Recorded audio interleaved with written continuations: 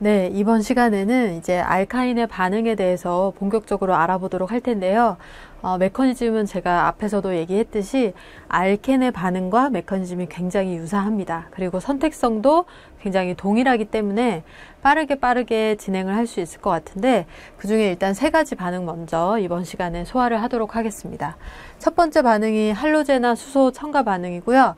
그리고 할로젠 첨가 반응과 수화 반응에 대해서 알아보도록 하겠습니다. 먼저 할로젠화 수소를 첨가시켜 보도록 할게요. 대부분의 반응이 알켄과 유사하게 일어나게 되는데, 말단 알카인을 이용해서 반응을 했대요. HBr과 반응을 하게 되면 할로젠이 전자를 잡아당겨서 수소가 전자가 부족하게 되니까 알카인의 삼중결합이 제공되면서 반응을 하게 되는데, 이때 반응 생성물이 관찰을 해보게 되니까 수소가 가장 말단으로 들어가고 할로젠이 내부로 들어간 것을 알 수가 있죠. 수소가 수소 많은 쪽, 할로젠이 수소 적은 쪽으로 들어갔으니까 마르코브-니코프의 위치 선택성을 가지는 반응이다라고 생각을 할 수가 있겠죠. 따라서 다음과 같이 치환기를 붙여놓은 알카인에 할로젠 할라이드, 하이드로젠 할라이드, 할로젠과 수소를 반응을 시켜주면 수소가 수소 원래 많았던 쪽으로, 그리고 할로젠이 수소 적은 쪽으로 들어간 바이닐 할라이드 생성물이 만들어지는 것을 알 수가 있습니다. 그럼 일단 위치 선택성이 동일한 것은 알겠고, 메커니즘도 정말 동일한지 보기 위해서 메커니즘을 조금 그려볼 텐데 다음 장으로 넘어가서 한번 보도록 하겠습니다. 일단 우리가 알켄에서 봤던 것처럼 반응 메커니즘을 그려보면 삼중결합의 전자가 수소한테 전달되면서 할로젠이 떨어져 나가고, 수소가 수소 많은 쪽으로 결합하면서 탄소 양이온이 만들어지는데, 이후에 할로젠이 그 탄소 양이온으로 들어오면 조금 전에 봤던 것과 같은 이중결합의 탄소에 수소가 수소 많은 쪽으로 들어가고 할로젠이 수소 적은 쪽으로 들어간 생성물이 나오겠다라고 생각을 할 수 있는데, 이 반응의 중간체로서 형성되는 물질이 바이닐 바이닐 양이온이라고 하는데,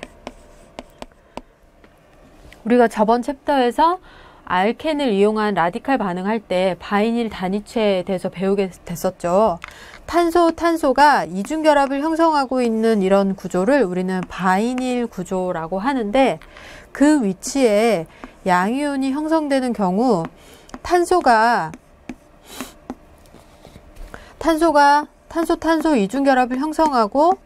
이중결합을 형성하고 있는 상태에서 뭔가 하나가 없어진다거나 해서 양이온이 됐을 경우, 이 탄소는 자신이 가지고 있는 전자가, 그러니까 탄소 주변에 옥텔룰을 만족하지 못하는 전자가 있고, 그리고 형식 전하도 플러스 상태인데 이중결합을 유지하는 게 말이 될 수가 없고, 이중결합하고 있는 전자쌍을 곧바로 가져가서 탄소 단일 결합이 되면서 옆에 탄소가 플러스가 되는 구조의 변화가 곧바로 일어나게 됩니다. 따라서 바이닐 양이온은 굉장히 불안정하고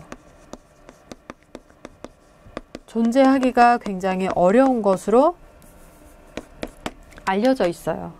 그래서 할로젠이 와서 칠 때까지 바이닐 양이온이 생긴 상태에서 기다릴 수가 없다고 알려져 있고, 구조가 이렇게 바뀌어야 맞는데 생성물이 나오는 걸로 봐서 뭔가 메커니즘이 바이닐 양이온을 거치지 않지만 알켄과 유사한 메커니즘으로 진행이 되겠구나 라고 해서 그 메커니즘을 다음 장에서 나타낸 것과 같이 제시를 하고 있습니다.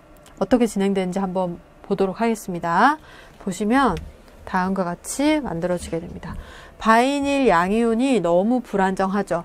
따라서 지금은 아래와 같은 메커니즘으로 우리가 기억을 하시면 될 것 같은데, 반응이 다음과 같이 진행되는 겁니다. 삼중결합의 전자가 수소로 전달될 때 반응 중간체인 바이닐 양이온이 형성되면 안 되잖아요. 따라서 반대쪽에 있는 다른 분자에서 할로젠이 알카인에 동시에 들어오는 거예요. 그래서 단일 단계로 한 번에 바이닐 할라이드가 만들어지는 거죠.